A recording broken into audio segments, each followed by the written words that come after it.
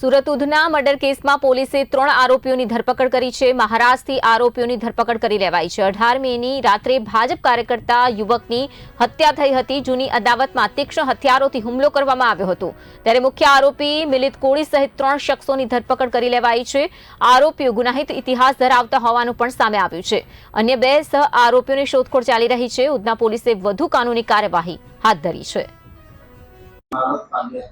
મિલિંદ નવલ કોળીને અમે અરેસ્ટ કર્યો છે અને એના વિરુદ્ધમાં 4 ગુના દાખલ થયેલા છે, જેમાં ડિંડોલીમાં એટેમ્પ ટુ મર્ડરનો ગુનો દાખલ થયેલો છે અને 135 જીપી એક્ટ 135ની કલમ હેઠળ પણ ગુનો દાખલ થયેલો છે અને ઉધનામાં પણ એની પાસા થયેલ છે અને ત્યાં પણ મારામારીના ગુના એના પર દાખલ થયેલા છે। જે શુભમ જ્ઞાનેશ્વર પાટીલ આરોપી છે એના પર બી ડિંડોલીમાં ગુના દાખલ થયેલા છે ધમકીના અને જીપી એક્ટ 135ના કલમ હેઠળના।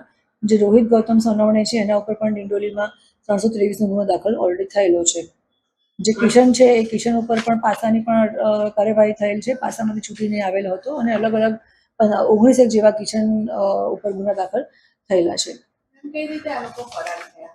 જ્યારે ઘટના બની અને એ લોકોએ પહેલાં એ લોકોને સંપૂર્ણ મારી નાખવાનો એ લોકોનો ઈરાદો હતો ને, જે અમે પ્રાઇમરી ઇન્ટ્રોગેશન કર્યું મિલિંદમાં, તો એ લોકોનો જે ખટરાગ હતો એમાં ધાકધમકી આપી અને થોડું માર મારી અને પોતાની ધાક જમાવવા માટેનું એ લોકોએ કૃત્ય કરેલું હતું। પરંતુ આવેશમાં આવીને જ્યારે આખું વધારે તીક્ષ્ણ હથિયારથી હુમલો થઈ ગયો અને મરણ ગયેલા, એ પછી એ લોકો ત્યાંથી જગ્યા છોડી અને પોતાની પાસેનું જે એક્સેસ 2 વ્હીલર છે